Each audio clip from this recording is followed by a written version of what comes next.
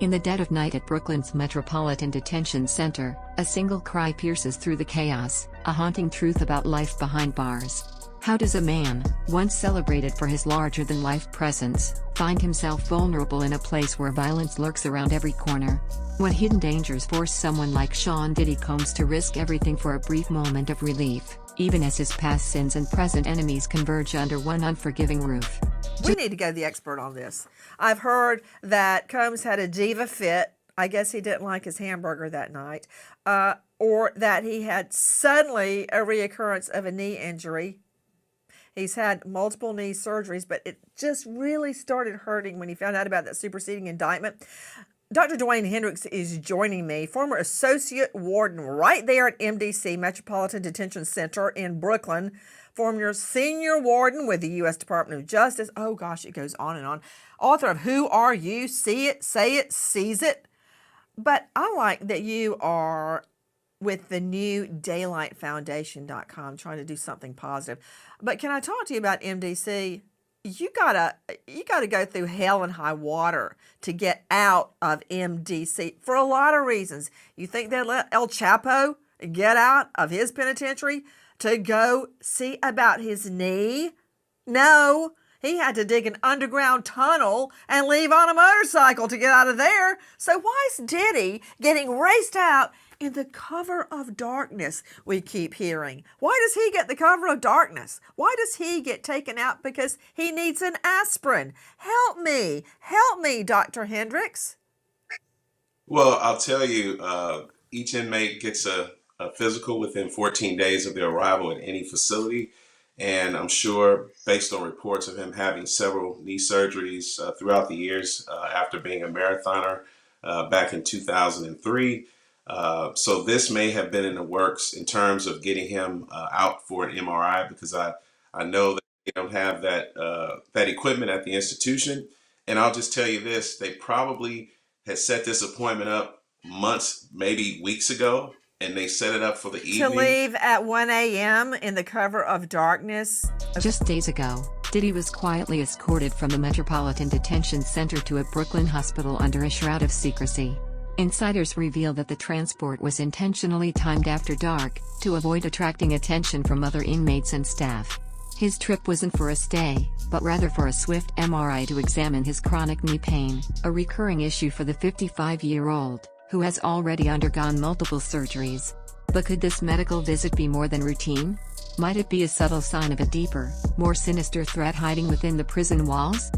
P. Diddy leaves the Metropolitan Detention Center jail in Brooklyn. New reports say he was taken to the hospital for a few hours last week to get an MRI. We're just now learning about this, though, because Diddy was taken from the jail late at night, actually using the cover of darkness to keep his trip on the down low. So what do we know about this trip? We're going to go through everything we know so far, plus a little more. We're actually going to sit down with Dr. Dwayne Hendricks, a former corrections officer and deputy warden at MDC, the very jail Diddy's being held at right now. But before we get into all of that, here's a quick recap of how we got here. In September of last year, Diddy was indicted by a federal grand jury on charges of racketeering conspiracy, sex trafficking by force, fraud, or coercion, and transportation to engage in prostitution. Those charges came down after multiple civil suits against Diddy were already filed, accusing him of facilitating a decades-long sex trafficking ring. Post-arrest, the civil lawsuits just keep on coming. Right now, we're actually at more than 40 filed against Diddy. There's an eerie pattern shown throughout all of these civil suits, and the criminal one too, that Diddy or his associates would drug the victims, rape them as part of what he called freak-offs, and recorded it. He then used that recording as blackmail to force the survivors to keep quiet. But let's just keep in mind, all of this is alleged at this point. Diddy has already pleaded not guilty to his federal charges. But just last week, we actually got some new info about those charges in a superseding indictment.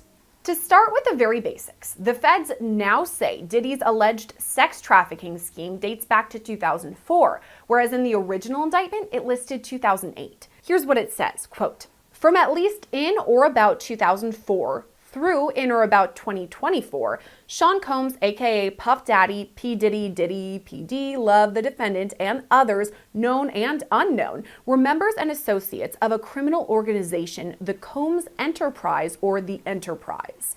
Members and associates of the Combs Enterprise engaged in and attempted to engage in, among other activities, sex trafficking, forced labor, interstate transportation for purposes of prostitution, coercion and enticement to engage in prostitution, narcotics offenses, kidnapping, arson, bribery, and obstruction of justice. This new indictment also ups the number of victims. At first, only one victim was listed in the indictment, which some believe is Diddy's ex-girlfriend and the first person to file civil suit against him, Cassandra Ventura. An updated portion of the superseding indictment reads, quote, Combs and other members and associates of the Combs Enterprise wielded the power and prestige of Combs's role at the Combs business to intimidate, threaten, and lure female victims into Combs's orbit, often under the pretense of a romantic relationship. Combs then used force, threats of force, and coercion to cause victims, including but not limited to 3 female victims, victim 1, victim 2, and victim 3, to engage in commercial sex acts. The new indictment got a bit more specific in all of this too, doubling down on the allegations that Diddy took victims across state lines and sometimes even internationally to sexually assault and record them. The feds explained all of this too, writing, quote, Combs subjected victims to physical, emotional, and verbal abuse to cause the victims to engage in freak-offs and other commercial sex acts. Combs maintained control over his victims through, among other things, physical violence, promises of career and financial opportunities, granting and threatening to withhold financial support, and by other coercive means, including tracking their whereabouts, dictating the victim's appearance, monitoring their medical records, controlling their housing, and supplying them with controlled substances. During and separate from freak-offs and other commercial sex acts, Combs, among other things, hit, kicked, threw objects at, and dragged victims, at times by their hair. These assaults often resulted in injuries that took days or weeks to heal. Following the assaults, Combs, with the assistance of members and associates of the enterprise, frequently worked to conceal his misconduct by offering to provide medical assistance or other financial benefits to the victims. A different part of the indictment reads, quote, when employees, witnesses to his abuse, or others threatened Combs's authority or reputation, Combs and members and associates of the enterprise engaged in acts of violence, threats of financial and reputational harm, and verbal abuse. These acts of violence included arson and multiple acts of kidnapping, including one instance of kidnapping during which Combs carried and displayed a firearm. In addition, on multiple occasions, Combs threw both objects and people, as well as hit, dragged, choked, and shoved others. On one occasion, Combs dangled a victim over an apartment balcony. The Metropolitan Detention Center, notorious for its brutal conditions, houses over 1,200 inmates and has seen a rise in violence, including fatal stabbings and assaults, leaving both inmates and staff reeling. A recent interagency sweep uncovered drugs, homemade weapons, and thousands of electronic devices, all pointing to a thriving underground network. While federal authorities claim that violence won't be tolerated, the chaos inside often isolates figures like Diddy, leaving them with no one to turn to when danger strikes. Whispers among inmates suggest that Diddy's MRI might have been more than just about knee pain. Rumors have surfaced that he was recently involved in a violent confrontation, an assault by an inmate that left him shaken and desperate.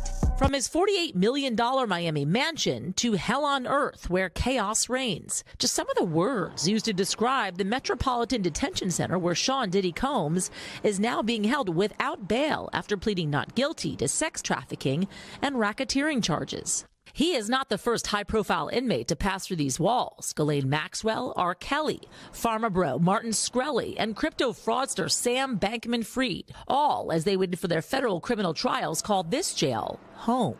But the conditions of the prison are far from homey, notoriously described as, quote, dreadful, as one judge put it. Some on the bench have even moved away from sending nonviolent defendants there. In April, a group of detainees that prosecutors said were MS-13 gang members in court documents stabbed an inmate 44 times in an attack caught on camera. 2 shivs were recovered from the attack. You see them here. The victim survived.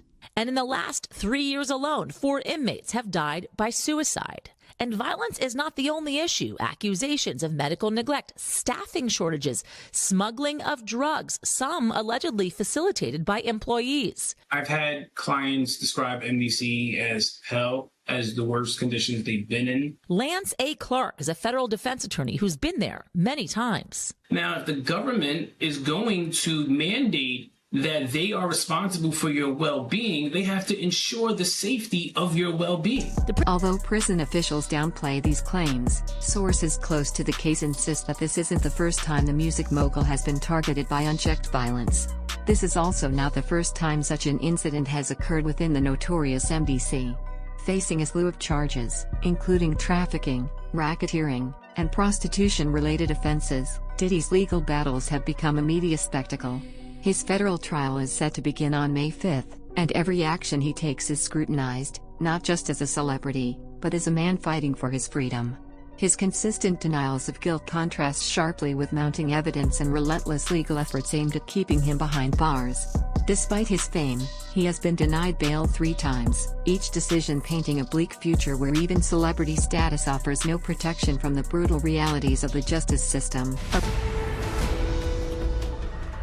I'm Candy Whitworth here in Los Angeles, and we have breaking news right now on ABC News Live. A judge has denied bail for Sean Diddy Combs. Of course, this was the hip-hop mogul's latest bid for freedom as he remains in federal jail for his racketeering and sex trafficking case. The producer and rapper has pleaded not guilty to racketeering, conspiracy, sex trafficking, and prostitution charges. Combs was previously denied bail back in September as well. For more on this, I'm going to bring in ABC News legal contributor Shauna Lloyd, who's joining us on the phone, as well as ABC News contributor and SiriusXM radio host Mike Muse for more on this. So I'm glad to have you both here with us. So first of all, Shauna, let's jump here to you, because I'm curious at all if you're surprised by this ruling from the judge here again to deny bail to Sean Diddy Combs. No, I'm not surprised by the ruling because, as she cited in her order, there are very serious allegations about the danger that he potentially poses to other witnesses and the public at large. There are allegations that he has, been violent with others. He's also attempted to allegedly intimidate other witnesses and still contact witnesses while incarcerated, despite having an order that says he's not supposed to. So under these types of conditions, we usually find that the judge will not grant bail in order to preserve the judicial system and the witnesses and ensure that testimony, people feel comfortable being able to come to court and testify without being threatened with violence. And that's part of exactly what the judge is saying, that no condition or combination of conditions will reasonably assure the safety of the community. I mean, Mike Muse, that is quite a statement here when someone is trying to get out on bail, noting that his defense lawyer said let him out on bail. He would be in his 3-bedroom apartment right in New York and that he would be monitored at all times. And a recent coordinated sweep at the detention center has only added to the tension. Federal agents seized drugs, makeshift weapons, and a staggering number of electronic devices, tools that could be used to further violence or tamper with evidence. These revelations, coming on the heels of fatal stabbings and brutal assaults, highlight the harsh truth. Even the safety of high-profile inmates is at risk due to the systemic chaos within the facility. In this environment, every cry for help becomes all the more tragic. It's now been 1 week since the arrest of Sean Diddy Combs. Diddy is now at the Metropolitan Detention Center in Brooklyn, a place that's been described as hell on earth. Fox 5's Lisa Evers is at MDC right now on Diddy's life behind bars. Lisa, what are you finding out tonight? Well, Natasha and Steve, for the first time in his life, Sean Diddy Combs has spent a week behind bars. He's here inside MDC, where he's been since his arrest on Monday night on federal sex trafficking and other charges, to all of which he's pleaded not guilty. There's no VIP section. There is no concierge, only conmen, killers, and kingpins. MDC is so bad, federal judges have questioned the harsh conditions for those here awaiting trial. So bad I was here 2 years ago during a cold spell, reporting on detainees with no heat, pounding on windows for help. There was even a congressional inquiry. But take the word of a former inmate I spoke with who goes by Esco. It's terrible. The food is terrible. Of course, the inmates are terrible. The guards are terrible. The conditions are terrible. It's just terrible. Diddy's troubles extend beyond his current legal woes. His storied career is marred by past controversies that continue to haunt him. In 1991, a charity basketball game he co-hosted turned deadly, with a stampede claiming the lives of 9 teenagers, a tragedy that forever stained his legacy. In 1999, a violent nightclub shooting, in which his then-girlfriend Jennifer Lopez was also involved, cast a long shadow over his public image. More recently, former Bad Boy artist Moses Shine Barrow accused Diddy of orchestrating a setup that led to his decade-long incarceration after a club shooting, a claim that adds another layer of betrayal to Diddy's tumultuous history. I was absolutely set up to be the fall guy. The self-proclaimed fall guy now speaking out in his own words. Almost 25 years since that infamous nightclub shooting during a night out with Sean Diddy Combs and his then-girlfriend Jennifer Lopez. 3 people were injured that night. There's a narrative that still exists that you knowingly took the fall for Sean Combs. Taking the fall means not snitching, not getting your friends in trouble. Even today, I wouldn't want to do anything to get anyone in trouble. Sure. So did anyone come to you and say, hey man, we need you to take this hit for Diddy? No, I did that out of honor and integrity. Sean Combs' representatives telling ABC News this evening in part, Mr. Combs categorically denies Mr. Barrow's allegations, including any suggestion that he orchestrated Mr. Barrow to take the fall or sacrificed him. Adding that Mr. Combs was acquitted of all charges. Moses Shine Barrow, known to hip-hop fans worldwide simply as Shine. Now tell me who on the with us. Ashes to ashes, dust to dust, I bang. A rising star in the late 90s rap game. Number 8 on jams right now. His spotlight ultimately dimmed after being sent to prison for the 1999 shooting that almost brought down now disgraced Bad Boy Records founder and Shine mentor, Diddy. I do not own a gun, nor did I possess a gun that night. But after almost a decade in prison and years of reinvention, the Grammy Award winner says he's shining brighter than ever before. In the end, Diddy's anguished cry is more than just a plea for help. It reflects a life turned upside down by choices and a system that abandons its most notorious inmates. In a prison where violence is rampant and guards remain silent, even a formidable figure like Diddy must fend for himself. As his trial looms and past scandals resurface, each whispered secret and act of betrayal deepens the grim reality of his confinement. Will his desperate plea for help break through the silence, or will the cold corridors forever mute his call for justice? One thing is certain, his fight for survival carries consequences far beyond these walls. Diddy Combs has been denied bail in connection with the sexual abuse and sex trafficking charges he faces. And as Les Trent reports, the music mogul who once traveled by private jet to all those mansions is now in a jail that is notorious for its bad living conditions. Music mogul Sean Diddy Combs spent his first night behind bars inside a facility that is being called Hell on Earth. The Metropolitan Detention Center in Brooklyn is notorious for its appalling living conditions and rampant violence. How bad is it inside this federal lockup? There have been 2 murders, 4 suicides, and numerous stabbings and lockdowns in recent years. It's so out of control inside that 4 federal judges are reportedly refusing to send any more prisoners here. Donald Trump's former fixer, Michael Cohen, spent a harrowing year in federal custody. He says for someone used to a life of luxury like Diddy, prison life is a severe shock. You have a desk, you have a plastic chair, you have your bed with a 1.5-inch mattress, no pillow, and you also have a locker.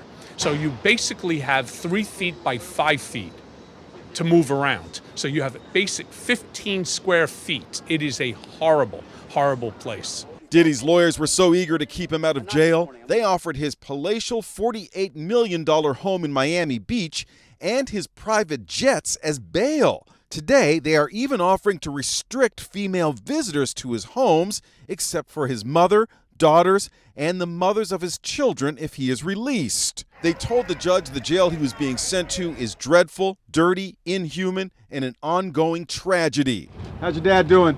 How's your dad doing? Family members appeared somber as they arrived at federal court in Manhattan today in another attempt to get out on bail. The judge cited Diddy's history of violent temper and potential intimidation of witnesses as reasons for keeping him behind bars. Diddy's former protege, singer Aubrey O'Day, is celebrating Diddy's downfall today. I feel validated, a win for women all over the world. Combs has pled not guilty. Those were the only words he uttered in court yesterday.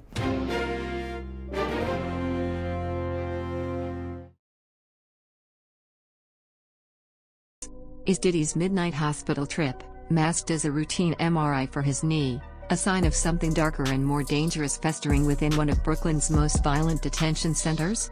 Or is it merely another chilling chapter in the saga of a music mogul whose past mistakes and present enemies are converging in ways no one anticipated? To stay updated on every shocking twist in Diddy's battle for survival, be sure to like, subscribe, and turn on notifications, because the truth is just beginning to unfold, and you won't want to miss a single moment.